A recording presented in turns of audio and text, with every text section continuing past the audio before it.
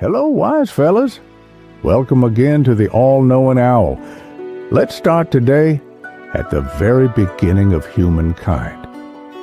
We walk on a world sculpted by countless eras, and in a unique moment of that deep time, humanity began a journey that would transform the very ground beneath our feet, building empires upon stones, but also upon root and harvest.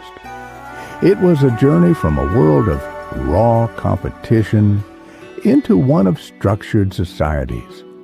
And while empires of conquest raised monuments to the sky, a different kind of power was taking root in the shade of the continent. Across South America, a silent revolution was cultivated. Its foundation, a single, humble root, manioc. This was the manioc, a plant of such profound versatility it could be transformed into bread or a crisp farina. Alongside sacred companions like cacao and cupuaçu, it became the lifeblood of civilizations, a botanical legacy perfected by indigenous and traditional communities that would go on to sustain millions.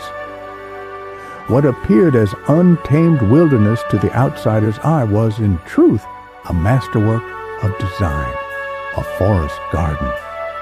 The first peoples of this land inhabited the forest, and they composed with it, weaving an ecosystem of breathtaking sophistication. They achieved the ultimate symbiosis, a civilization that flourished by embracing the balance of nature rather than breaking it. And the legacy of this ancient ingenuity is still with us, leading some brave hearts into exploration. As the 20th century dawned, a new kind of pioneer entered these ancient forests. He was not a conqueror, but a cartographer. Marechal Cândido Rondon, a man with an unbreakable will and a radical creed. Die if necessary, but never kill. His mission was to map the unknown, to draw the lines of a nation. But Rondon saw what his high society was blind to, that this so-called empty countryland had been a living, breathing homeland for millennia. He ventured into the territory of the Parecis people. The stories that came from these lands were of terror and conflict, a history written in blood. His own expedition was met with uncertainty, dwindling supplies, and the ever-present threat of attack. But Rondon saw a different way. He understood the oldest language of these lands, the language of exchange. His expedition began leaving gifts, tools, food, trinkets along the trails. It was a silent, patient dialogue, a deliberate attempt to connect, using the same principles that had guided the flow of seeds and stories along these very routes. This was not a conquest, but a covenant, a new chapter, written on the oldest of roads. The covenant of the map would one day face a new and formidable challenge. Today, a new kind of line has been drawn across this same land. Instead of the pencil of a cartographer, some are drawing with the concrete of progress.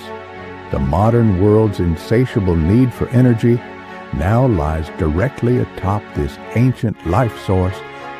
The hydroelectric dams promise power for millions, but the current of their impact is profound.